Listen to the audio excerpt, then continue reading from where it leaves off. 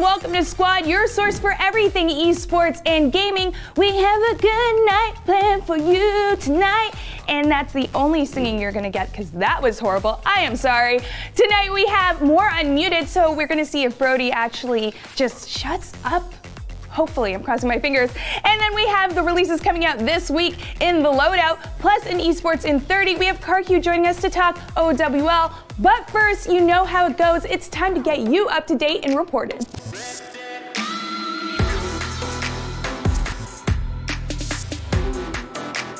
The Blast Pro Series CSGO circuit is heading to Los Angeles in 2019. During its recent CSGO tournament in Sao Paulo, Brazil, the organizer announced that a $250,000 US tournament would be held in the City of Angels on July 12th and 13th. Before it heads to the West Coast, Blast Pro Series will make its American debut in Miami this April, where teams like Astralis and FaZe Clan will compete. The circuit will then move over to Madrid in May, though like the Los Angeles tournament, teams have not been revealed for it yet. Astralis took home the trophy at Sao Paulo, and here's hoping that the same skills can be showcased in LA this July. Sony held its first State of Play livestream yesterday to reveal new information on a ton of upcoming PlayStation games. Designed like a Nintendo Direct and Inside Xbox, State of Play is meant to be a new, regular stream that keeps players updated on what's coming out next for PlayStation 4 and PlayStation VR. The highlight of the stream was Iron Man VR, since it seems like Sony having one exclusive game starring a Marvel hero is one too little. Other games highlighted include sci-fi thriller Observation, upcoming zombie game Days Gone, and a wicked new trailer for Mortal Kombat 11. There weren't any big announcements like some fans were expecting, but it's a good start for what will hopefully be a great series. Team Envious is making some big changes to its roster. Before the DreamHack Masters Dallas qualifiers, Team Envy added Som, Fugly, and Android to play alongside JDM and Nifty. Som and Android come to Envy directly from Complexity Gaming, though Som was a streamer while Android was the team's lurker. Fugly was a member of NRG ESPORTS for nearly 4 years, but was benched after Tarek joined the team. So how did the new squad do in the Dallas qualifiers? Not too well, as the team lost their first match to United before ultimately falling in the third round of the lower bracket to Denali Esports. Hopefully the next qualifier they enter goes much better. Fingers crossed. Now we know what State of Play looks like, and I'm liking the format. It's about time PlayStation got on board with it. We just get straight to the trailers because that's the best part. I'm going to be playing the Iron Man game though, but the problem is when I step out of the game, I'm probably going to shed a tear because I'm not Iron Man in real life. Let us know what you think of State of Play. In a bit, we're going to check out the games releasing this week in the loadout, but first, why don't we see what Brody and Marissa are arguing about today in Unmuted.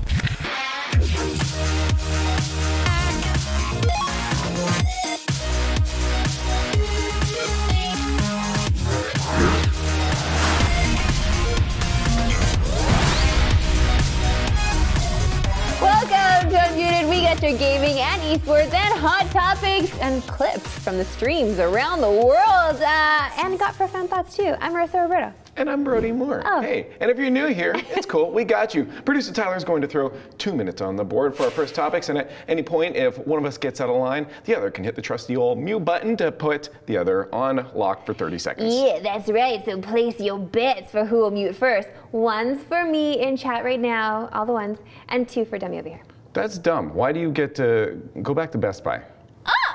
Okay, Nice I accidentally bought the shirt, and then I realized after that She's now employed. look like I'm part of the Geek Squad. It's fine. I'm gonna own it, okay? Okay. I like it. 2 minutes. Let's get into this. Let's start the best and worst kind of drama. Streamer drama. Shroud, the current most popular streamer on Twitch, was playing Apex Legends when the game's developer Respawn gifted him 500 subs. While some viewers were happy with the subs, obviously, others were concerned that Respawn's donation was either a marketing technique or even a bribe.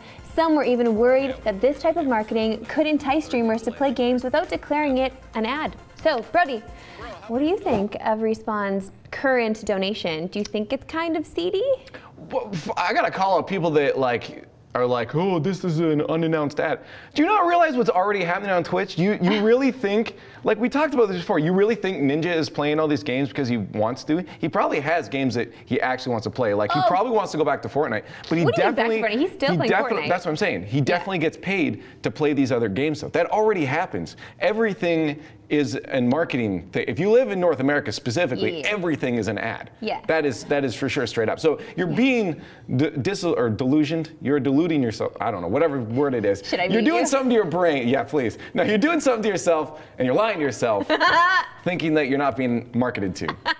Let you finish your thought there. Yeah, absolutely. I do feel like a lot of these streamers, especially with a lot of people watching, have been given a lot of money to either have some kind of product placement on their desk. They don't really need to declare as an ad at all. So you just need to be aware of that, okay? So if a company obviously is giving streamers things, I mean, they just want a little plug. They want a little play. Listen, I'm not saying that people haven't reached out to me to like put stuff on my Instagram. They have. Technically, you're supposed to say an ad, and I have to be selective with what I pick and choose. Just like these streamers, like Shroud, I feel like. At the same time, though, what is it okay? Is the real question? Maybe not. I've seen it a lot in the video game industry where people, I'm sure you've experienced this, going to cons and expos and stuff.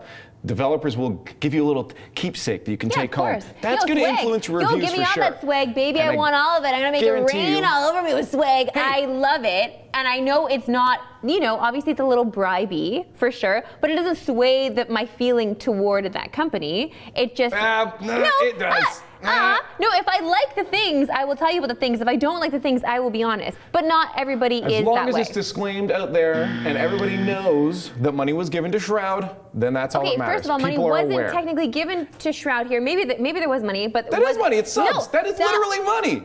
Okay, yeah. You dummy. Okay, shut up. We're moving on. In a new update for Rainbow Six Siege, Ubisoft has changed the way friendly fire works in the game. Ubisoft, I know I said, go away. If a player is killed by friendly fire, they have the option of choosing to either forgive the team killer or to punish them. If they choose punish, the reverse friendly fire system activates, which causes the player who dealt friendly fire damage to instead lose their own health if they try to attack a teammate again. Now, I'm sure you end up shooting your teammates a lot. So are you okay with this kind of system? Or is this the proper way to get rid of team killers like yourself? I'm sorry, I don't get this. So basically, if you shoot a teammate, right, it's like the teammate can then be like, okay, do I forgive this person? You know, was it an accident? Or do I want to punish them? So the next time they shoot you, they take the damage instead. Instead of hurting you. Oh yeah, for sure. I feel like the other person should take the damage if they're shooting a teammate. Absolutely. I feel like the punishment is sometimes an accident. Yeah, but you should be better than that. I have definitely accidentally killed some teammates before. Yeah, I know, but do you not then feel like the meta should just be if you accidentally shoot and the bullet hits your teammate that it shouldn't do any damage at all? I guess if we're going for realism, then yeah, you're right. But at the same time... no, I'd be wrong if that was real. At the same time, it's just... No. If you're going for realism, you want to like... If you shoot your teammate, you don't want them to get hurt. Then they would get. Not like real life. Yeah. But I don't know. I don't want to get hurt. So like if I accidentally shoot someone, like I don't want to get punished. So no. Don't do this. I know, I don't want to get punished either. Please forgive me. I just feel like with all this stuff, like I want the pros to weigh in and take what the pros have to say about that, right? Because it doesn't affect us if we're just casually playing. It would affect them in their real game when they're playing competitively. At the same time, I feel like you made a point. I don't think the pros are hitting it. This is definitely directed towards like pubs, right? Like just people just playing casually, because that's how we play. Like we're not pros. No, this matters to us. Okay, sorry. I'm sorry. I meant, what do I care? Because I'm not good enough to play this game. Oh yeah, she's just sitting over there playing Clash. In any way. I wasn't going to bring Clash up. That was you. Anyway, moving on. Epic Games announced details for the Fortnite World Cup qualifiers this week. And let me tell you, it's ridiculous. It'll last for 10 weeks, alternating between solo and duo qualifiers. And each week will have a prize pool of $1 million US. Players that qualify will advance to the World Cup in New York City in July, which has a prize pool of $30 million. That's insane, obviously. So, Brody, what do you think of these qualifiers? Do you think maybe it's too much money? My soul hurts. Oh, little muffin, like what's wrong? All this money go around everywhere, and none of it's in front of us right now. No. This is you gotta crap. Get good. I'm gonna go practice some Fortnite real quick. No, I'm not. I mean, it's great for the scene. Can it save it? I'm more weirded out less by the money than by the alternating duos and singles. Now, are people having to practice different modes? Yeah, I mean, I don't know how much that differs in Fortnite, but I know in other games playing solos as opposed to on a team can really change things. And I would assume the same thing in Fortnite, right? But no, but that's odd to me. Like you've been calling for, I guess you haven't been calling for a Fortnite established esports scene, but you've kind of been calling them out for not having an established esports scene. So would this then somehow legitimize them in some way? Maybe. To like have an esports scene? I think the issue is that it's still, there is a little more structure. As I said, there is a final tournament now, right? Like with the $30 million leading up to that. So that's good. The issue is it's still, I don't know. It just feels like kind of like half but in there, you know? Like It's not because they have to pull in. They're putting a lot of money. That is not, they're definitely going all in on that. But they money. have a lot of money. Like to them, that could be like nothing. That could still be them putting half effort in. I don't know. I want to see a little more on this. I need to see a little more on the structure. I'm still weirded out by the singles and duos. Like that doesn't seem right to me. It seems inconsistent. They're giving people with friends an opportunity and people without friends an opportunity. And I guarantee you, they're gonna update the game in the middle of, or the day before tournament with some weird stuff. It's a marketing ploy. No, they've taken a lot of flack for that. a lot of flack for that, and I feel like they listen to a lot of the fans' feedback. They listen to Slasher, I'm sure, on Twitter too, who's constantly on them for it. Yeah. I feel like they'll do right by gamers here and do right by competitors here, and not do a change right before a This is tournament. their chance. Because this is their final chance. If they do that stuff again, we know they're not serious about esports, and it's just a marketing thing for them. All right. Apple held a keynote yesterday where it revealed that it's creating a new subscription gaming service called Apple Arcade. The service is a monthly subscription that will give you access to a selection of paid games on the Apple Store. The service will be available on iOS devices, macOS, and Apple TVs, and importantly, you can download and play the games offline. Now, we've seen Google do this recently too. I feel like they're slightly different services, but do you think this is the way that gaming is going now, or is it just that mobile market that's moving to the subscription thing? No, it's not just mobile market, it's literally everything. We see this on Xbox, we see it on PlayStation, we see it everywhere now. It's a thing, a subscription service to play games, as many games as you want, or the games they offer to you on this pass that you pay monthly for. Everybody's followed this Netflix model now for a while. So they see that it's working, they see how much money they're making, they want to get in on it too. And I don't blame them at all, obviously, but Apple has a lot of friggin' dough. So this is interesting because there are so many game makers out there that have to make freemium games in the App Store. They have to make the freemium because people won't pay for these games. This is what I'm saying. What would you still be playing Clash if it wasn't a freemium game right now? Well, I'm not going to lie to you, Brody, and say that I haven't paid money in the game right now. Sorry?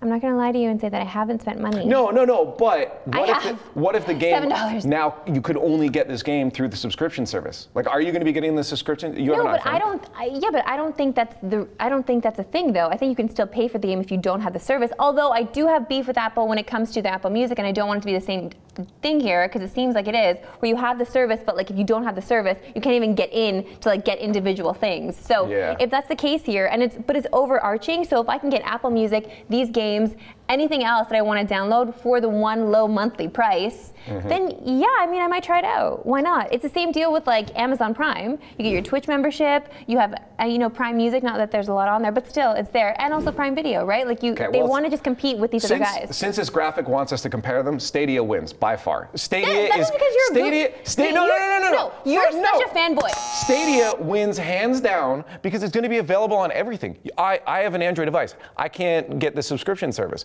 Why are they just sitting in their own little walled garden here? Stadia Google looks to everything. They're like, you know what? We're going to let everyone use our service. As long as you have Chrome browser, you can use Stadia. That is a win. They're going to reach so much of a bigger market. Dum-dum. All right, now I got your throw. It's time to see what the streamers are up to and clip it. Our first clip comes from streamer Lovely Yan, who got some advice to help her wake up, and well, she might have gone too far. 후선이 늘어나게끔 겨드랑이 안쪽을 이렇게 옆으로 쭉 늘려주세요. 먼저 쭉 늘려주세요. 몸이 약간 활처럼 휘게 쭉 늘려주신 다음에 그대로 뺨 따고 후려쳐 이 새끼야. 그럼 잠이 확 깰 거예요. 너무 시계 쳤다.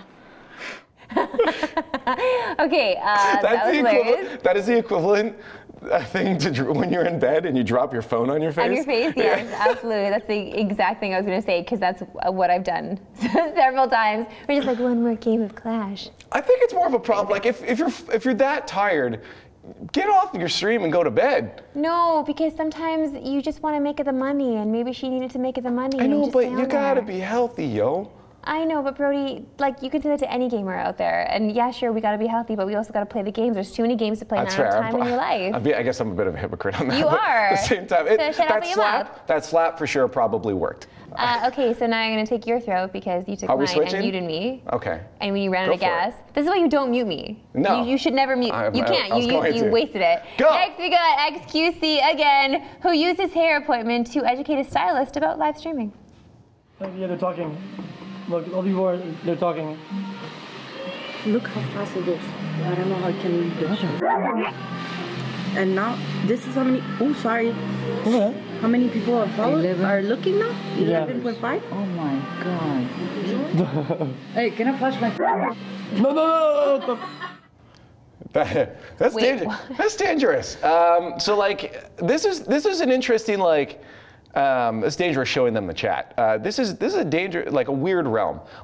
Now you're bringing everyone else's lives into the interwebs. Yeah. If, some of these people might not want to be out there, right? Yeah. Or like, do you think it's okay that all these people are doing these live streams, like bringing their lives and other people's lives into that world now? This whole like IRL streaming thing is so weird to me because you're out there and that's fine. You're putting yourself on camera and you're putting yourself out there. Like but there's so reality many TV. Yeah, there's just so many people out there that like, listen, when you normally watch reality TV, like these things are somewhat scripted, and also everybody on camera has signed a waiver to be on camera. Like there's still no legalities in place for people to not be recorded when we're out. Like we can just do that legally. You can, yeah. If you're in the public, you're consenting to that anyways. But right, but like you're also invading people's privacy. A lot of people don't want to be on camera. A lot of people don't want to live this world that we live on camera, in this life, on Twitch or wherever it is when we're live doing anything. Like it's intimidating for a lot of people, but also like people want their privacy. And I don't know if it's okay that we do stuff like this.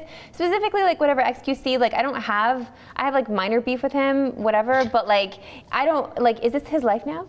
Is he IRL? Like he's gonna do this now because this is how he's gonna make money? I do kind of feel bad. Like I have feels about him. It's like he was kind of jaded by Overwatch League, but he did something wrong to it was his fault. That. It was definitely his fault. So then he's kind of been blacklisted, but he's kind of in now. I don't know. I guess we'll just keep watching his life IRL to see what he's up to. Go ahead. I'm not. That's for sure. Okay. I'm just kidding. We'll just show clips to annoy you. It's now time for my favorite thing ever: taking pros' tweets and putting them on the show so we can sip the tea and put their biz on blast. Your drama bombs. Shut up. Our first comes from current fighting game pro Dragon, who shares a sweet moment with Katana and Katana. Here because it's set to somewhere else. Whatever. I don't need it right now. Oh! Oh! Ah!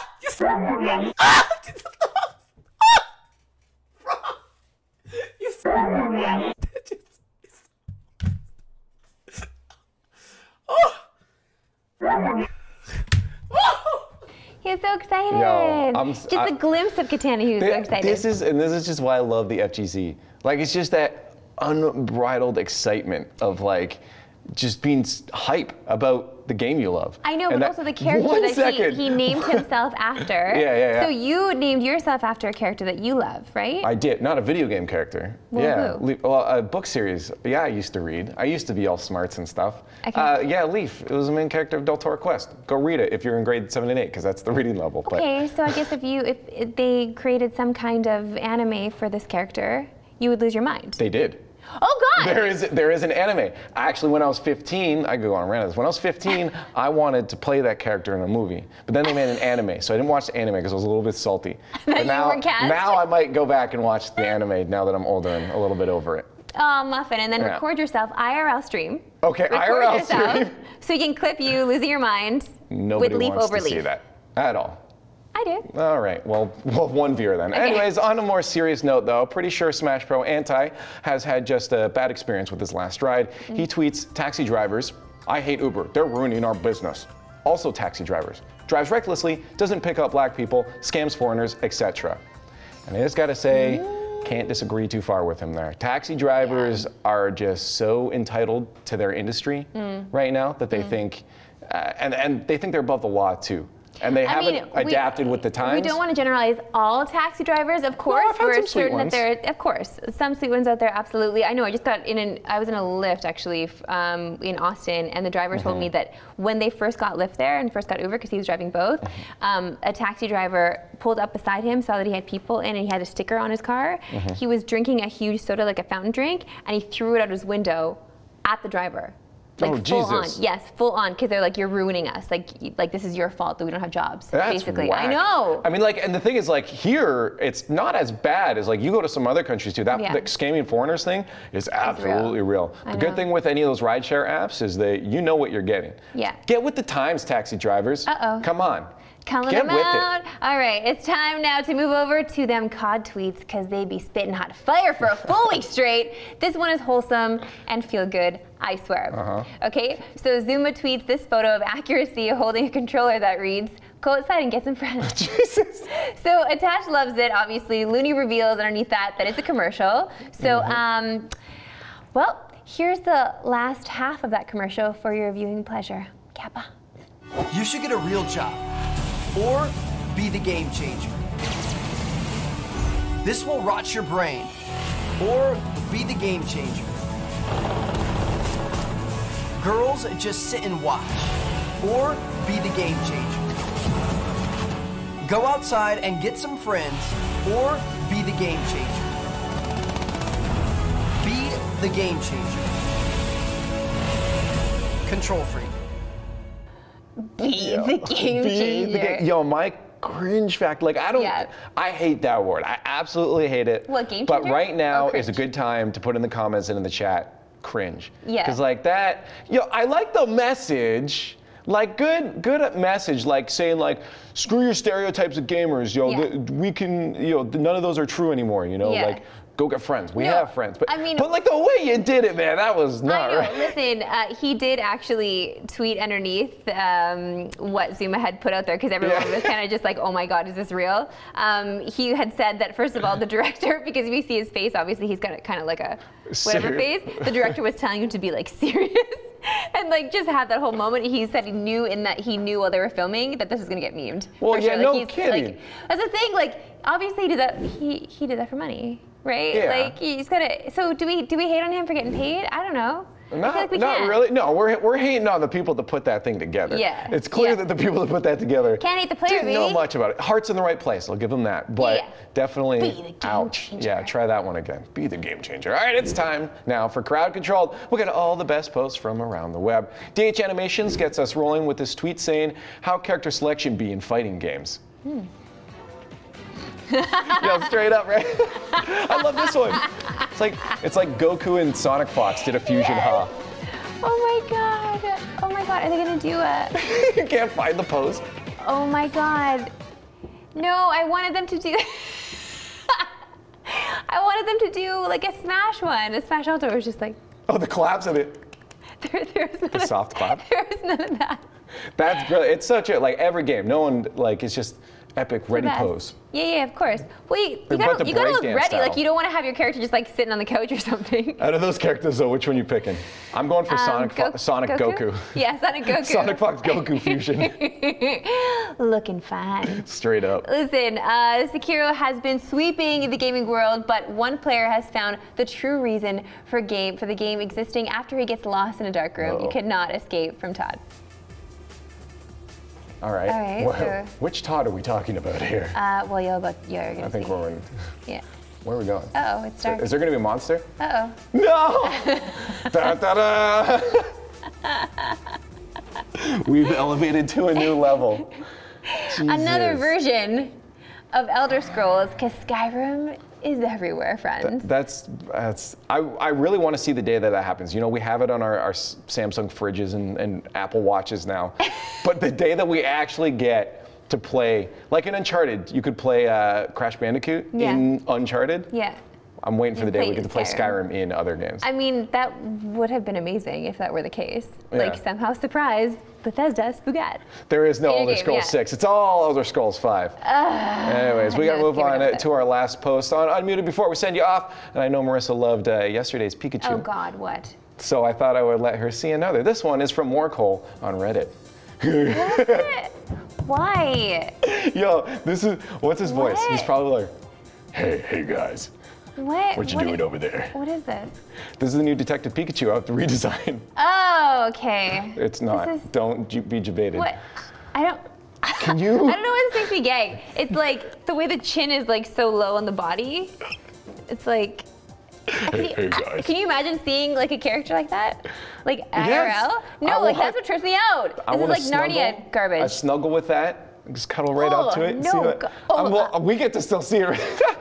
That is the best face. Either that or a Lenny face. You know what? I promise you, I'll have another one for tomorrow. I don't want any more of these. If you guys my gag reflex is very high. If you guys have weird shaped Pikachus, please send them in. Okay. We need them. Wait, I didn't know where you're going with that. We need them for Marissa. Listen, shut up, Brody. Let us know who you think won the battle today. Craigasm in chat. Craigasm in chat for me. I made it the same. And Monka S for you. I don't like that, but whatever. I'll take it. Listen, we'll see you again next time. Hit the follow button on all our socials at Squad State. See you tomorrow. Go back to Best Buy.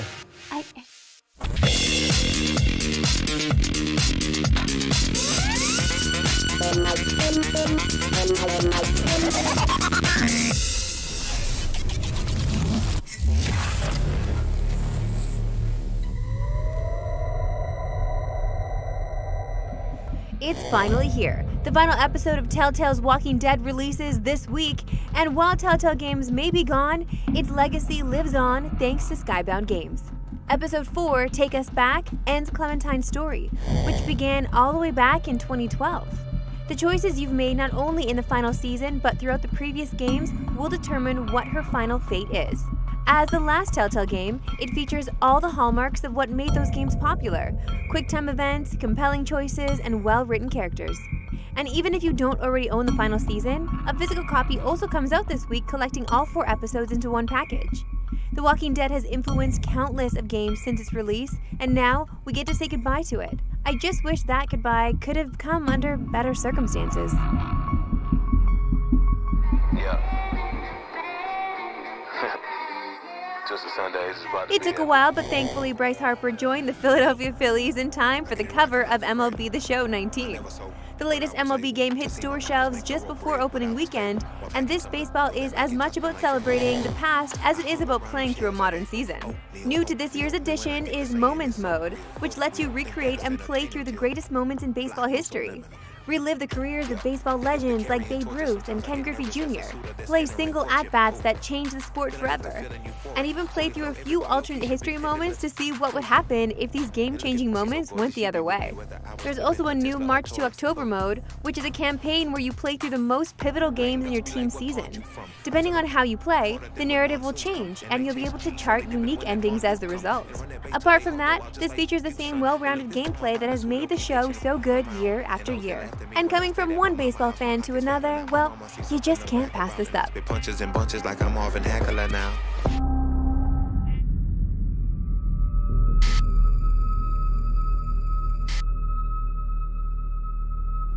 Avalanche Studios' newest first-person shooter is a strange one.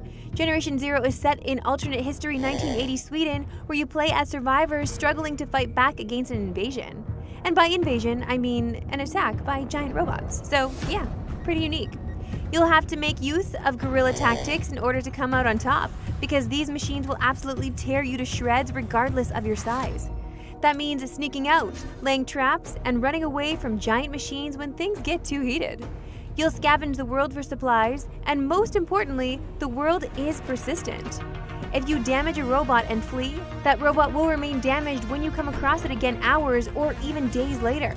It also features a fully fledged crafting system, a skill tree, and plenty of collectibles that hint at the game's backstory. Fair warning, but Generation Zero is a multiplayer game that is designed for playing with others. Try to go solo here, and you probably won't have a good time. But with 3 friends at your side, Generation Zero can be a really creative take on open-world survival games.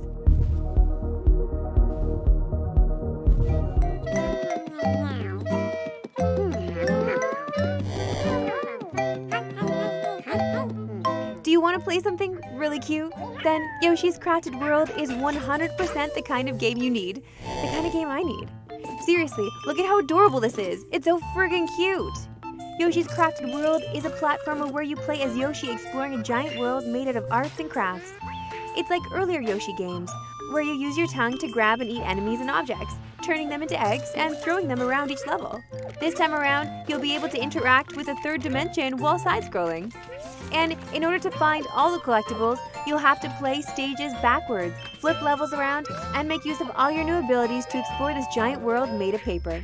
Yoshi's Crafted World features 2-player co-op, where you each play as your own Yoshi.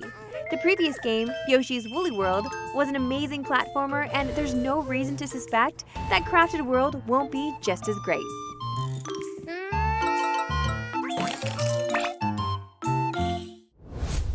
I honestly don't know how they make Yoshi look cuter and cuter every game that's out there. And like, if his voice just doesn't do it for you, you have a cold heart. Like, if you don't hear that bang, or like Yoshi, then and your heart's not melting, you ain't good. You're not a good person. Let us know on our socials if you'll be checking out that game or any of the other games in the loadout. In a bit, we have AJ and Ron talking OWL.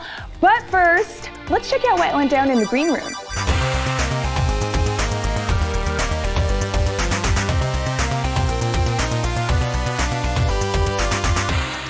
Oh shit, we kind of get that one even though it's fun. But we did well though, 518? 518? Yeah, it has to be 2 stars.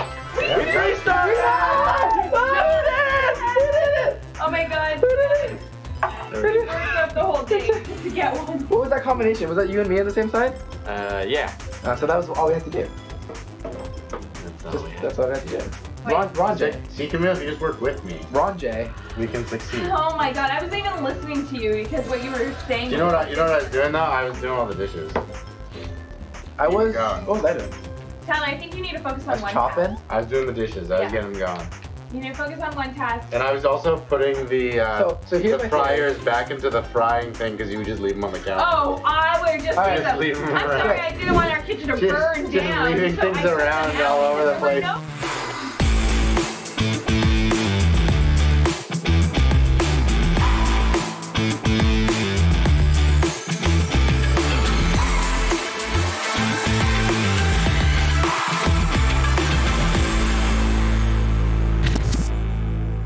Shatter's absolutely huge. Joning trying to keep him alive, and now we can think that he hit the sound barrier. Now the answering grab go through. OT gonna be ticking down, and they've actually done it. Dynasty say thank you very much.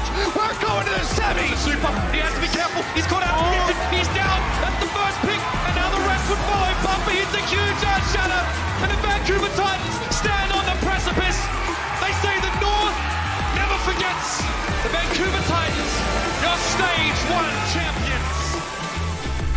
Oh, Canada. They were beasts the whole season long, and in the end, the Titans stood tall as the champions of Stage 1. Hello and welcome to Esports in 30, the show where we take a deeper dive into all of your favorite esports. I am AJ Fry. This is the coach for UC Irvine, and my co-host, Ronald Renanthra Lee. Did I get it right there? You did. Renanthra. 3 weeks. Yes. 3 weeks, you got it. Finally, yes, finally all the made it practice paid there. off. Oh man, those Overwatch playoffs were absolutely ridiculous. Yes, no, I absolutely loved everything that was going on. My favorite part might have been going on Twitter and seeing all the excitement collected in one place. You know, the internet has brought us together, but it also seems to be tearing some people apart inside. You know, well, the fans were united. Yeah. The people just discovering Overwatch for the first time on sports ball ABC fans, were like, what's this? Them young kids with them video games? Yeah, shaking their fists at the clouds. Like, oh, these youngsters, like, what's going on? Video games. So. Yeah, we'll talk more about that later. But for now, that clip that you just saw was just a little taste of all the crazy action that we saw this past week. So let's get you all caught up with some more highlights.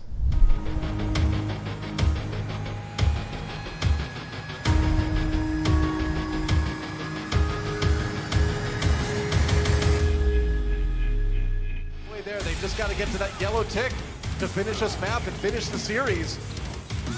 They're so close. And they've got it. That is it. Vancouver Titans will take Temple of Anubis. That's a 3-0. Oh, the friend is gone for the fist as well. We'll see if you're going to get it. Nope, Sato's there with the hammer instead. And this is it. The Fusion marching forward to a spot in the semifinals. They're going to get it done, Hex. 3-1 victory for the Philadelphia Fusion.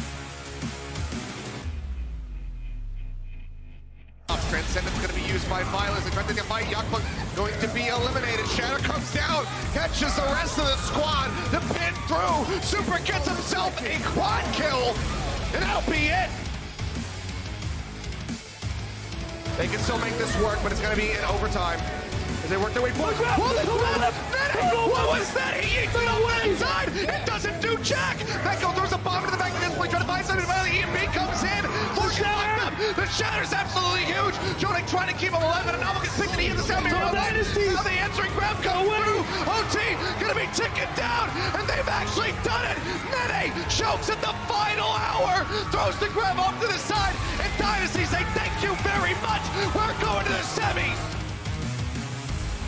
Have to play perfectly from here on out. Oh, and that's not how to do it!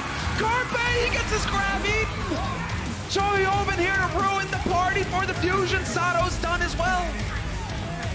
This is a nightmare for the Fusion now. Trying to get something going. There was a desperation transcendence. A huge shatter from Super! Oh no, EQO is gone. KarQ now gonna get a bit of the focus, and now you got the turret! They've done it! The shock! They win clean 4-0 over the Philadelphia Fusion. Fleta knocked in the canal again. Vancouver Titans just a little bit farther, and they'll punch their ticket to the Stage 1 finals. Fisher comes back on Hammond. as quick as he can. But I think that's going to be all she wrote for Seoul Dynasty. They are so close, man. Vancouver Titans gets hacked, but they get to the finish line. The Titans will 4-0 Seoul and make it to the finals. Super. He has to be careful. He's caught out of position. He's down. That's the first pick. And now the rest would follow. Bumpy hits a huge shadow. And the Vancouver Titans stand on the precipice. They say the North never forgets. But now the North will never be forgotten. The Vancouver Titans, your stage 1 champions. The playoffs were amazing, and we got a special guest joining us to geek out all about it. Welcome to the show, streamer for the Toronto Defiant and all-around awesome dude, Nathan KarQ Chan. Welcome to the show. Hi, guys. Thanks for having me. So, quick reactions to the finals. Were they the best grand finals ever? Honestly, that was some of the best and cleanest Overwatch I've ever seen. Obviously, since we're all from Toronto and the Toronto Defiant didn't show up against San Francisco. Honestly, not too bad because obviously San Francisco gave Vancouver Titans a run for their money. Yeah. And they were amazing, all around good play on both sides, nail biting. But I didn't know who to root for throughout the match. Yeah, I didn't have a horse in this race. Yeah, I was going like, well, if San Francisco ultimately wins, then the guys who beat out the Defiant ultimately won. So it's like, yeah, exactly. Yeah, but Vancouver's Canadian. We'd also like a Canadian team to win. So like, do I want? Yeah. What do I? My heart's torn. But you know, I think it doesn't matter because Vancouver might have won the title, but audiences were the real winners because of how awesome that game was. Especially given that this was, broadcast in the U.S. and so many people were ABC. Seeing this on main network. What an amazing match for an introduction, and that unbelievable 3-minute and 33 Rialto push from Vancouver Titans. Record-breaking. Yeah. That was amazing. You guys know all the intricacies of the game better than I do. I'm just low plat pleb over Almost here. Diamond. Almost diamond. We're getting you there. Thanks to Ron helping me out here. But so why ultimately in that final battle, why was it the Titans over the top? Because it was so close throughout. So many OT matches. Everything was just, balls to the wall here. What made the Titans manage to defeat the Shock in those final moments? Yeah, I mean, I think seeing the Shock clear all the way through with like a minute left, they were feeling pretty confident. But the Titans, just turned something up in them. They're like, oh, this is not even my final form. We have to unleash our true power and start. They're like Thanos, like their graphics indicate. They finally put the final Infinity Gem in. They like hit the snap and was like, we'll just, instead of wiping out half the population, we'll just take the entire time bank. And having those extra crucial 2 minutes on their push really mattered. We saw Shock almost stop them entirely on their final push on the first point, and they used all their ults, but coming through with just the transcendence from Twilight and winning that final push was fairly impressive. Yeah, what are your thoughts, KarQ? I honestly think it's just a history of playing as a team for a longer time. I believe Vancouver was like a whole unit kind of deal when Vancouver picked them up, right? I believe their team was it Runaway? Yeah, I'm wearing pink to show off the Runaway pride a little bit, Those aren't the colors anymore, but still. Yeah, I was gonna say, you're repping the Spark here? Or I mean, I like them too. That's not, it's okay. But no, honestly, I think just playing as a unit in the past and having that experience as a team to come back from, tough and clutch situations like that plays a big factor on the stage. Like, you guys have no idea. Even, anecdotally speaking, I've seen the stage. I briefly played in this little community thing on the stage, and it was just like for fun to a smaller audience. And I'm not gonna lie, even I had nerves. And it's just like, why am I even having nerves here? This is just like, this is nothing. This is just a casual community event. The audience was like a fraction of what it was. It wasn't on live television by any means, but it's just crazy. And those aviation headsets on stage are no joke. Those things are heavy. Those things are, it's just unbelievable how they pulled it off. And I really do think past experience plays a big factor. Well, are you actually able to hear the crowd through those giant headphones, or are they like super noise canceling? When I was there was no crowd. It was like kind of like the test stage before the Overwatch League started. So there's no crowd there, but it did feel like all things were, noise canceled for sure. But I mean, we've seen some tweets, we've seen some complaints from players that they were able to hear the crowd through it. Like, yeah. But I mean, I've worn those things when I played in collegiate as well, and like you can hear the crowd just a little bit. And the collegiate crowd is nowhere near as rowdy as we see the Overwatch League crowd. Yeah. Those fangirls are, they shriek, and I'm sure the players can hear it. I'm sure it's distracting. Well, I mean, the Titans definitely deserving of the shrieks and the cheers. Now, arguably the most successful Canadian sports team of the last 10 years or so. And I mean, we don't win much. Stage 1 of the second season of Overwatch. Should we be rallying behind these guys now as our point of national pride, us Canadians? I mean, me and KarQ, I feel like would. We'd be happier if it was Toronto Defiant. KarQ especially, given his community streamer status and being a brand ambassador and stuff. I'm just a homer, but yeah, I'm suddenly very patriotic. Instead of being a Toronto thing, it's more of like, oh look, it's a Canada thing. It's a Canada-wide thing for me moving forward, and I hope to see them continuing to succeed. Well, KarQ, let me hit you with this. I mean, the Shock obviously really gave the Titans a run for their money. Super really stepped up to the plate. Young guy, 18 years old, going toe-to-toe with Bumper there. Are they going to be able to turn things up even more? Are we going to be looking out for them with the new meta moving forward? Are they going to be the big rivals for the Titans? Everyone was talking New York Excel, but they are especially good at choking. So is it San Francisco stepping up to the plate moving forward? What are your thoughts? I think with the new meta, we're going to see a little bit less Ryan, a lot more Winston, and a lot of Hammond, and a lot of Orisa. And I know that I've just covered all the main tanks, but I really do think there's a big variation in comps that we're going to start seeing, especially with the release of Batiste and all the potential new compositions, the patch changes. One of the reasons why Ryan was so popular was because of the quote-unquote triple or 3 tank 3 support lineup, and the fact that armor hadn't been changed on the stage 1 patch yet. On the live servers, in the past week, ever since the new patch hit, I have not played the 3 tank 3 support lineup, I'd say in a couple of days, which is absolutely insane, because there was a point where I'd play it every single game, but I think I played maybe like 40 games, and I've seen it once from the other team. My team didn't even bother running it, and I play at like a, obviously competitive in the game isn't anywhere near, Overwatch League level, but to some degree, a lot of what they do trickles down to what we do in the ladder. The patch that hit, changed the way shield and armor get stacked. And one of the reasons why, triple tank, triple support is so strong in Overwatch League Stage 1 was because armor was placed underneath shields. So shields would take all the initial poke damage, but they'd be able to recover that naturally, and the armor wouldn't be touched from the Brigitte. So heroes like Zarya and Zenyatta were unbelievably powerful in that composition. But Batiste, that change, we're going to see everything shift a little bit. So I'm not sure if Super can adjust. I know Super is an amazing Reinhardt. I haven't seen too much of his other main tank play, and I haven't seen too much of Bumper's play. I didn't watch too much Korean runaway Overwatch back in the past, but if they can adjust, I think the biggest strength in the team is adaptation. San Francisco adapted now, and we'll see who adapts next stage. Honestly, it's up to anybody. Yeah, well, speaking of adaptation, one team that definitely failed to adapt to playoff conditions twice now are the New York Excel, as we saw. Yeah, Seoul really took them to the corner and beat them down with a solid, I think it was a 3-1, AJ? Yeah, 3-1 for sure. Yeah, and I don't think anyone was expecting that. No, everyone was calling like 4-0 for New York. Yeah, I mean, you on Twitter especially called them out. Yeah, so I mean, you got a prediction wrong last week. I got a prediction wrong as well, hoping Toronto would win. So we're even Stevens here. Yes, we are. But yeah, I mean, like, how must you be feeling as a New York Excel fan right now? You came and missed out on going to, again, the Barclays Center, in stage 1, missing out on playing in your home city, and now you came back so motivated. We know what it's like to lose. Let's not lose in playoffs again. Yeah. And then the classic choke once again, KarQ. Like, how you're a part of an organization now. What are the steps I think, or you think that coaches and management should take to kind of get them back on the right track? How do you recover from choking twice in a row? I mean, New York Excelsior were pretty much untouchable last season, and a part of me wants to say maybe they got a little complacent. I mean, when you've been at the top for so long, you've got to.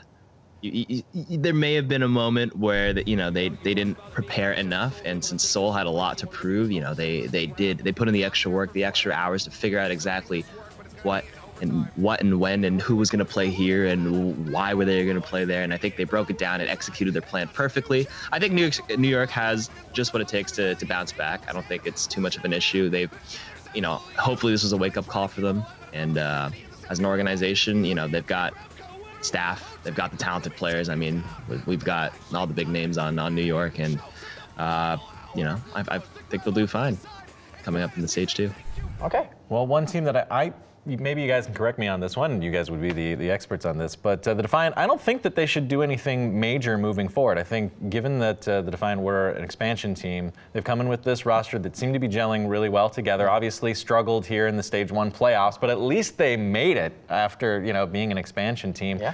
What do you see as the strategy moving forward for the Defiant into the second stage, and how can they hold on to their current, you know, seeding or ranking in the top, you know, 5 teams? I mean, I'm really impressed with the Defiant because they came in with a roster that wasn't pre-established. They pick and chose players that, you know, Bishop that was coachable. They really had a philosophy and a principle. I do believe, again, I agree with you here that they don't need to make any significant changes, but maybe some additional players or something to maybe bump up the general level of skill, give them some backups, maybe fill in some holes. When we're talking about GOATs here, they seemed like, again, a textbook team with maybe no glaring individual issues, but as a team, they are not playing that aggressive style that really shows when GOATs can excel. We saw Shock and Vancouver really push GOATs to its limits and showed how impressive it can be, and Toronto just didn't have that same kind of threatening aura to them. Yeah.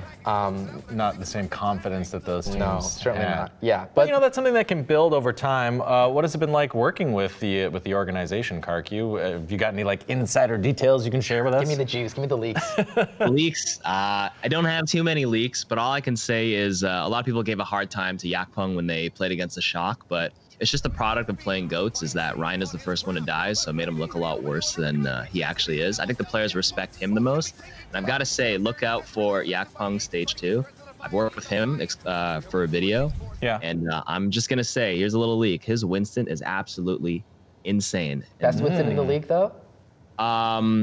It's hard to compare, you know, best players because, you know, Overwatch is such a team-based game, and a lot of like stats and rank 1 stats get, you know. And he's dodging the question. No, but like in fairness, though, with the meta changing too, like Winston best player has not so far been categorized in a meta where Baptiste is part of it. Like things are going to change, right? Right. Okay. Everything's about to be revolutionized going forward. So I understand what you're saying. Well, then let's talk a little bit about you know, since I've seen your YouTube channel, I've seen your your one tip videos as well. You know a lot about what's coming up, and it's your job to produce content for, you know, people like maybe like AJ, you know, around who's floating around in Diamond. They need the advice. I've been playing since day one. I'm just not as good as you guys are. Yeah, but you know, like we've hit top 500, we hit GM, but like I don't have the time necessarily to pour into Baptiste like to the degree you do. You must have spent hours on kind of developing your next video. So if you were to throw some advice to, again, AJ and our general audience. Let me just write this down. Certainly not I'll me. just clip this later. I'll clip this moment. I mean, I don't need it, but you know, in case I do later, do you have any kind of tips and tricks for those that are coming out hot into rank today because Baptiste is becoming enabled? I think actually, I think Baptiste has come in 2 weeks since his release, so I think it's going to be next week. Oh, is it next week? Okay. Yeah. I think they made you got some time to study. Good. You still got a week to study. Go practice some quick play arcade. But all right, a little tip or trick. Let me think about this. Okay, here's one. A big thing in Overwatch is something we call APM, like actions per minute, and there's a good way to maximize that in Baptiste. When you shoot out his healing, you can cancel that animation, convert it into a primary fire instantaneously, but if you do it the other way around, it's a lot slower. So what some Batistes are doing, some of the high level ones that I've been seeing, is that they'll look at their teammates, they'll shoot the healing grenade, then quickly switch to an enemy, shoot the battle rifle, and switch back to the teammate and shoot the healing, then switch back to the battle rifle. So instead of you know fixating on one style, like, oh, I see an enemy, I'm just gonna keep firing the battle rifle, or I see my team, I'm just gonna keep firing the healing thing. They kind of just boom, boom, boom, boom. They kind of weave back and forth to really maximize it when possible, of course. Obviously, if your team is really low, you got to just nonstop pump out the healing a little bit faster. But being able to weave and switch between the styles as often as you can, you know, make use of the fact that you can somewhat cancel the rest of the animation, like the downtime between the shots, is a good way to get started and really improve your play in that regard. Well, I mean, I totally knew that. That wasn't new to me or anything. Yeah. But, you know, again, we're on the topic of Baptiste here, and that might help, you know, our friends in solo queue at lower ranks. How do you think Why are you pros, looking at me, man? I'm just, you're the only other person on the couch, AJ. Where am I supposed to look? But yeah, like in pro play, I think there's rumblings that he'll be enabled in stage 2. Yeah. You know, there's been a lot of talk with Nate Nanzer wanting to kind of keep casual play, more professional play in line, so it's more unified and engaging for the audience. So how do you think pros feel about Baptiste? Do you think he's going to be played more in GOATs? Do you think he changes GOATs? Do you think he defeats GOATs, or maybe other things in the patch could impact this? I actually think Baptiste is one of the best enablers for Bastion compositions, and That's what I said. I agreed with you. Bastion or Torbjorn composition. I think Bastion has a bigger glaring weakness than running Torbjorn, and I think with the new Torbjorn buffs, changing, putting some of the power from Overload into his natural state, I think they gave him 50 more base armor. That's big. Yeah, so he's 250. That's actually pretty significant, you know. Sizable. And I think that that'll enable a couple teams that do run Torbjorn, Atlanta, DeFran. But budget Toronto colors, by the way. Yeah. Yeah, we have the superior red and black. Come on. Definitely, yeah. But you know, I think Baptiste will enable those kinds of compositions. I do think there will be a variation of GOATs that we'll see some Baptiste in. And I don't like Baptiste and dive. I don't think we'll see any of it with any Winston Diva Hammond comps. I mean, you gotta aim like an arcing projectile to your Winston Diva across the map. I don't think it's as reliable, so we probably won't see that. But or maybe I'm wrong. But just at first glance, a replacement to maybe the Brig in the GOATs composition, or a lot of Orisa / Bastion / Torbjorn / bunker based compositions. I think that's where we'll go from there. That should be interesting to see. I mean, when considering what might happen in stage 2, when you think of the addition of this new character, ultimately I was thinking the Chengdu Hunters are probably going to be the most apt to picking up someone new and trying new things, as they were throughout this first stage. What are your thoughts, KarQ, and then we'll get Ron's on which teams might we see adapting and including new comps and being more threatening in this new meta that we're going to expect in the second stage? I mean, I think you said it just right there. I think the Chengdu Hunters were probably one of the most fun teams to watch in stage 1, because they were not afraid to test out all these wacky compositions. And I say wacky, but that, there may be some, what's that saying? There's like a method to the madness. Yeah, right. I think they're going to test out Baptiste, and I think they might be one of the first teams to pull it out. I do know some teams may not be too confident with it. I think the more and more you play Baptiste, the more you realize that he doesn't sound like he's good, I think, at first glance, but he doesn't sound as, overpowered that some people have been saying. Because I remember when people first read his abilities, they're like, oh my God, immortality. Immortality, why would you add this to the game? Well, it was immortality. Oh, so what are his other abilities? Right. No, wait, that's not his ult. But once teams realize that, you can shoot the thing down, the more that people recognize that. And it's not that hard either. No. Yeah, it really isn't. Yeah. Oh yeah, I have one more quick tip that reminds me. Some people forgot. Some people don't know how to throw that immortality field. I call it the frisbee because it looks like you're tossing a little frisbee disc. I'm gonna run with that. That's really funny.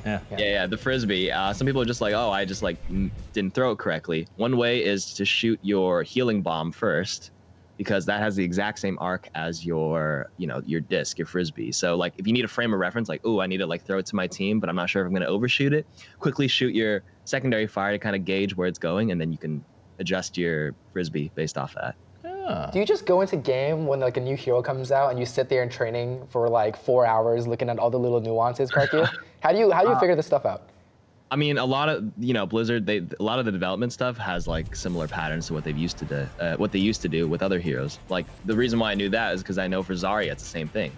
For her secondary fire, it's the exact same arc as her graviton surge. So if you're ever not confident on where you're gonna grab across the map, you can shoot your secondary fire first to kind of gauge where it's going, and then adjust your graviton based on that. So same thing with Baptiste. Good pattern recognition. Very cool. Occam's razor. Well, KarQ is such a smart guy. No wonder he's working for Defiant. And before we let you go, KarQ, anything to plug for us? You working on any cool videos or any events that you can leak or let us know about before we say goodbye?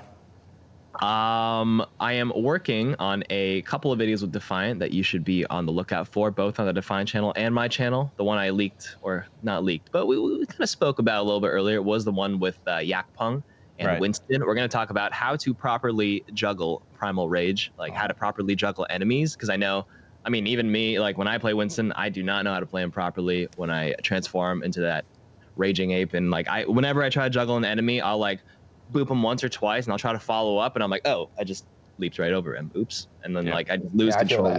Yeah. Nice to hear you guys saying that too. Yeah, it's hard. And like when I watched Yakpong, we talked about it with his translator, of course. He was unbelievable. Like we picked Zarya and we're like just try to actually like move left and right, try to just escape. And then he had no problem just doing all 400 damage on the Zarya, just perfect control. And I'm like, that is insane. And I can't wait to see your Winston on play. So that's a little leak. Stay tuned for that video. Yeah, KarQ's gonna level up the community. All right. Yeah. Cannot wait for that. Thank you so much for joining us today. It has been wonderful talking with you. Keep up that kick-ass streamer life, and we'll see if the Defiant can bounce back strong in the next season. Great. Thanks for having me, guys.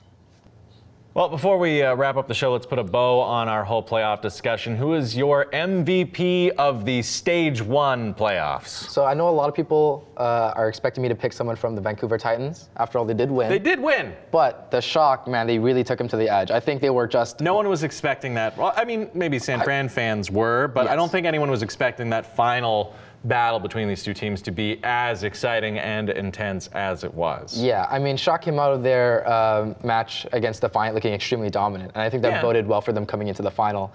And we got exactly what we wanted. We got Taholi down to the wire, literally more or less the last fight. So I'm going to highlight the spearhead of the Shock, Super, who has been absolutely amazing during the playoffs. He's a young guy who I think a lot of people were doubting after all his stats in the league were on the lower end, but he really came through this weekend and showed why he is super good and not super bad. And yeah, he showed like, okay, he talked a lot of smack about Bumper. He's like, okay, Bumper's good, but like in my opinion, I don't think he's all that great. Bumper's so good because his team supports him. Yeah, and this has been kind of the narrative going throughout all of the Overwatch League. But we kind of seen, I think, the first glimpse of a team that actually proved their worth in words. Super really had his number. He was negating all the shatters he could. Bumper was going down way below his health before Super was relatively injured. I think overall the entire course of the series, Super was actually the aggressor in a lot of these conflicts, and it was Bumper eventually having to like reel himself back and kind of respect Super more and kind of level out the playing field, which is really surprising because again, Bumper is like, he's super aggro guy, and there were quite a few times where we were seeing Bumper take that more like defensive approach to things, trying to wait for He's like, okay, I have to be more wary than typically. He's like, usually he presses shift on cooldown, just running into people. But again, Super, he's like, I'll actually be punished. I'll get shattered back. And then something bad will happen. I have to reevaluate this. And I'm sure they talked about that in the locker room, which is, again, a testament to, I think, coaches, or Shock's coaches, and kind of how well they've trained their players and kind of brought them together. Yeah, well, and quick shout out to their diva player, Choyobin, am I saying that right? Choyobin, correct. Yeah, he had some amazing game-saving moments there as well. Now, we talked off the top of the show a little bit about the fact that this was actually broadcast on network television.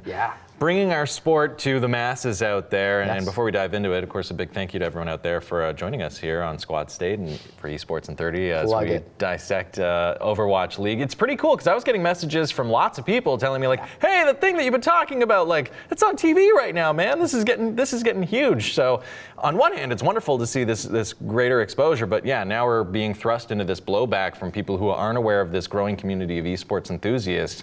How do you think we best handle this circumstance, and how do we best represent our culture to folks out there who are unfamiliar with it? I mean, I think a lot of people think this is like a really foreign territory. A lot of people think, what sort of weird backwards world Twilight Zone scenario are we in that video games are kind of like put on TV? But when you think about it, it's just another competition of skill. You see chess on TV broadcasted. You see darts, bowling, curling. Actually had all those examples. Not to discredit those sports. But they're a little, kind of They're below different than your grunty guys slamming into one another to prove their merit. More cerebral. Exactly. Right? Like your tool of choice might be a heavy ball for one or a sharp, pointy object for another. Why can't a keyboard and mouse be your tools for this type of sport, right? And it was pretty cool watching, the arena and also looking at some photos of it earlier today, I realized like there's no barrier between the players and the crowd. Maybe there should be, especially with like Dogman and Defran. But there's no, there's no danger to the spectators in the sport of Overwatch League. You can be right up there watching the action, involved in it, immersed in it, and it's accessible and obviously accessible to all kinds of players. You don't need to be, genetically gifted in terms of your stature in order to participate in the sport of Overwatch. It can be pretty much anyone. Yeah, I think that's the entire argument for some people, though, is that they want there to be kind of this differentiation that like we should kind of be watching the peoples that are maybe bigger than man in a way, that these guys are at the top of the line, right? But it's odd to me that we kind of honor or hold like physical peak performance or the pinnacle of physicality as opposed to the pinnacle of mental kind of capacity and cerebral calculative nature. Yeah, but there's another element to that, like all the players are quite young.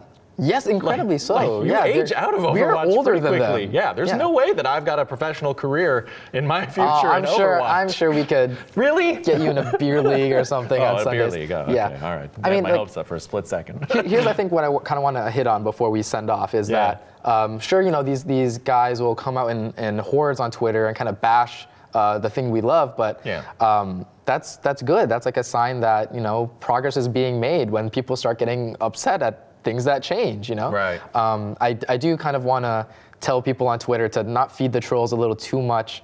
We want to kind of educate more and introduce them to this scene and accommodate them as much as we can. We've already seen some minds change on Twitter where they come in, again, shaking their fist, being like, this is the end of the world. And upon some positive reinforcement, but like, come on, man, give this a chance. It's more like sports than you think. Especially those finals. I mean, what beautiful, better representation of our sport could you have possibly asked for than that overtime win? The two teams just going toe to toe there right until the very end. It was beautiful. And if that didn't excite you watching it, well then esports, I guess, just aren't going to be your thing. I mean, I think a lot of these guys really like trash talk, and esports is not short of trash talk whatsoever. So if anything, you could come to talk ish. Doesn't matter. At least it with us, not against us. Yeah.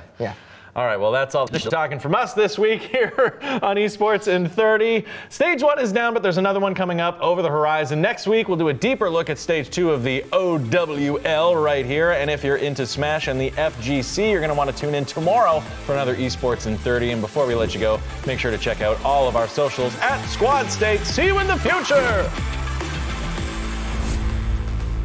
I love the bromance that Ronnie J has. It's just so good.